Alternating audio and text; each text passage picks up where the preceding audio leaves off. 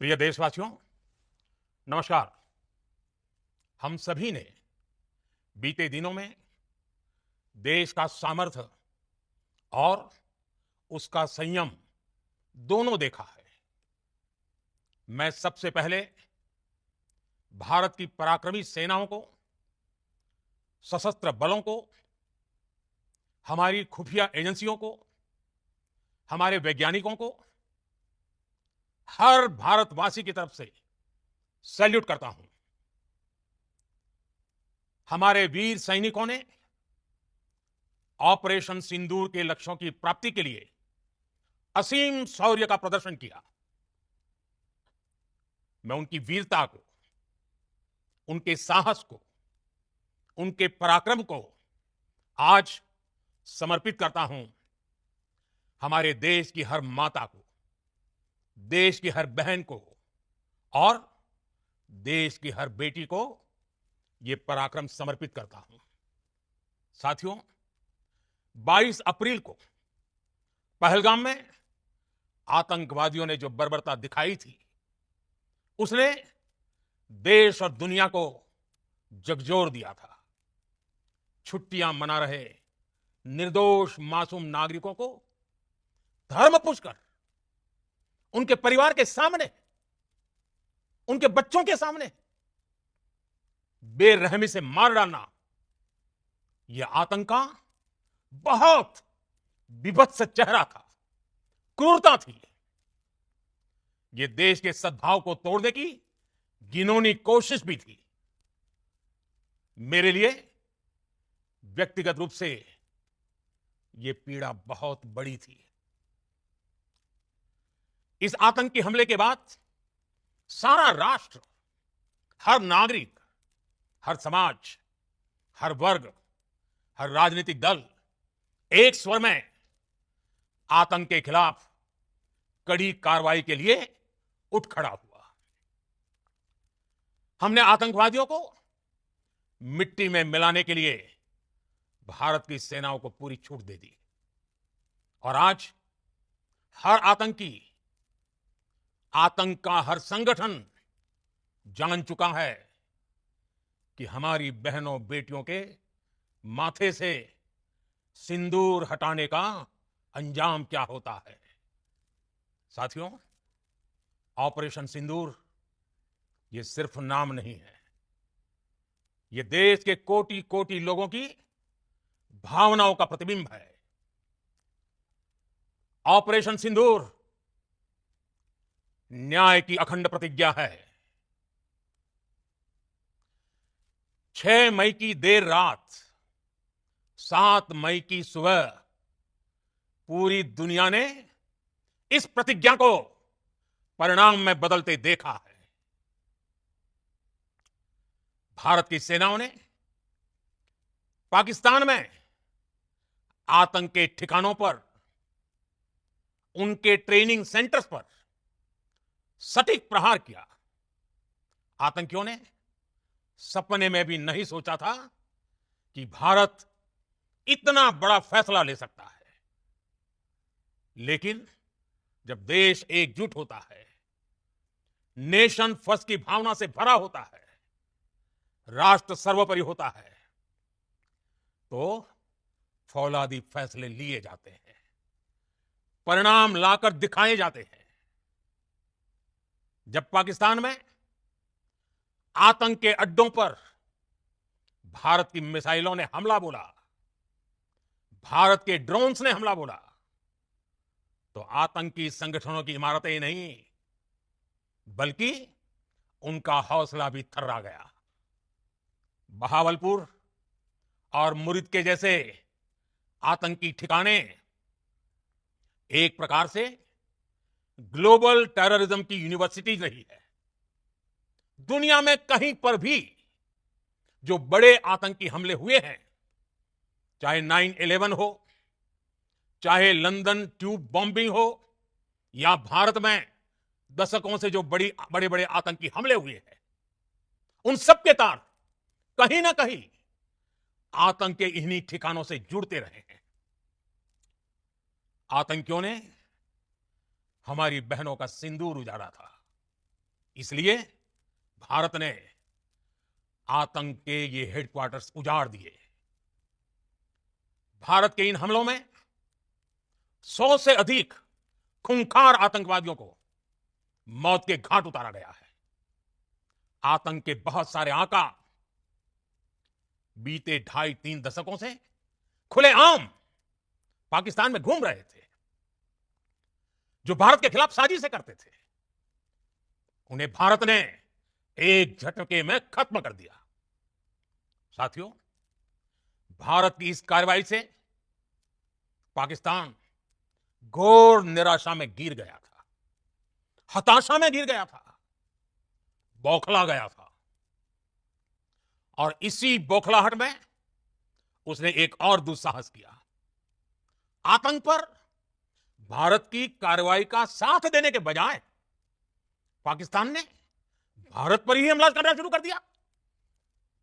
पाकिस्तान ने हमारे स्कूलों, कॉलेजों को, गुरुद्वारों को, मंदिरों को, सामान्य नागरिकों के घरों को निशाना बनाया। पाकिस्तान ने हमारे सैन्य ठिकानों को निशाना बनाया। लेकिन इसमें भी पाकिस्तान खुद बेनकाब हो गया। दुनिया ने देखा कि कैसे पाकिस्तान के ड्रोन्स, पाकिस्तान की मिसाइलें भारत के सामने तिनके की तरफ बिखर गई। भारत के सशक्त एयर डिफेंस सिस्टम ने उन्हें आसमान में ही नष्ट कर दिया। पाकिस्तान की तैयारी सीमा पर वार की थी, लेकिन भारत ने पाकिस्तान के सीने पर वार कर दिया। भारत के ड्रोन्स, भारत की मिसाइलों ने सटीकता के साथ हमला किया। पाकिस्तानी वायुसेना के उन एयरबेस को नुकसान पहुंचाया, जिस पर पाकिस्तान को बहुत घमंड था। भारत ने पहले 3 दिनों में ही पाकिस्तान को इतना तबाह कर दिया जिसका उसे अंदाजा भी नहीं था।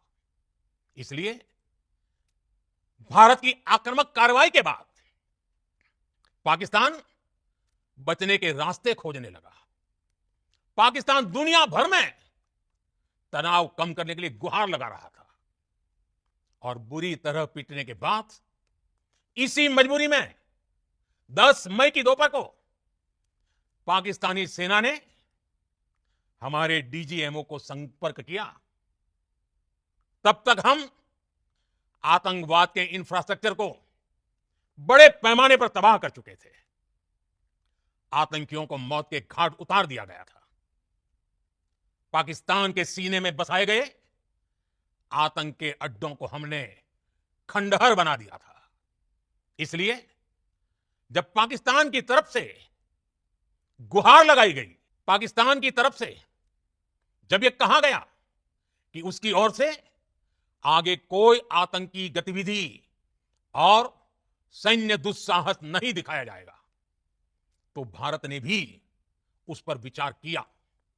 और मैं फिर दोहरा रहा हूं, हमने पाकिस्तान के आतंकी और सैन्य ठिकानों पर अपनी जवाबी कार्रवाई को अभी सिर्फ स्थगित किया है। आने वाले दिनों में हम पाकिस्तान के हर कदम को इस कसौटी पर मापेंगे कि वो क्या रवैया अपनाता है।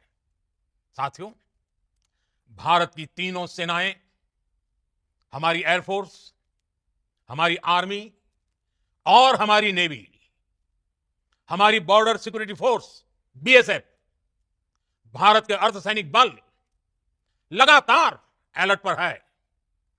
सर्जिकल स्ट्राइक और एयर स्ट्राइक के बाद अब ऑपरेशन सिंदूर आतंक के खिलाफ भारत की नीति है। ऑपरेशन सिंदूर ने आतंक के खिलाफ लड़ाई में एक नई लकीर खींच दी है, एक नया पैमाना, न्यू नॉर्मल तय कर दिया है। पहला, भारत पर आतंकी हमला हुआ तो मुंह तोड़ जवाब दिया जाएगा। हम अपने तरीके से, अपनी शर्तों पर जवाब देकर रहेंगे। हर उस जगह जाकर कठोर कार्रवाई करेंगे जहां से आतंक की जड़ें निकलती हैं। दूसरा, कोई भी न्यूक्लियर ब्लैकमेल भारत नहीं सहेगा।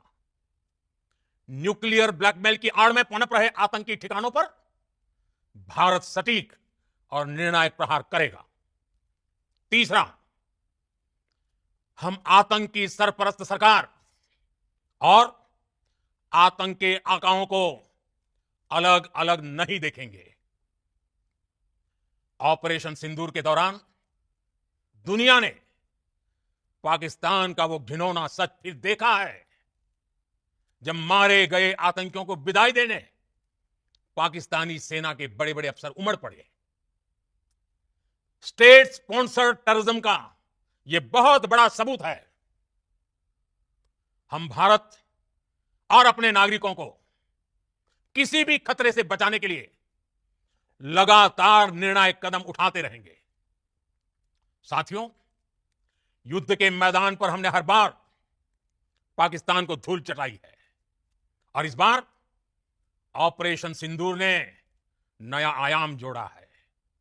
हमने रेगिस्तानों और पहाड़ों में अपनी क्षमता का शानदार प्रदर्शन किया और साथ ही न्यू एज वॉरफेयर में भी अपनी श्रेष्ठता सिद्ध की। इस ऑपरेशन के दौरान हमारे मेड इन इंडिया हथियारों की प्रामाणिकता सिद्ध हुई। आज दुनिया देख रही है 21वीं सदी के वॉरफेयर में made in India defence equipments, इसका समय आ चुका है। साथियों, हर प्रकार के आतंकवाद के खिलाफ हम सभी का एकजुट रहना, हमारी एकता हमारी सबसे बड़ी शक्ति है। निश्चित तौर पर यह युग युद्ध का नहीं है, लेकिन यह युग आतंकवाद का भी नहीं है। टेररिज्म के खिलाफ जीरो टॉलरेंस, यह एक बेहतर दुनिया की गारंटी है।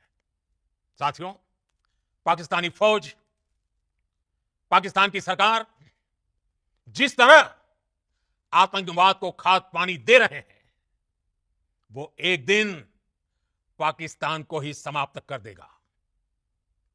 पाकिस्तान को अगर बचना है तो उसे अपने टेरर इंफ्रास्ट्रक्चर का सफाया करना ही होगा।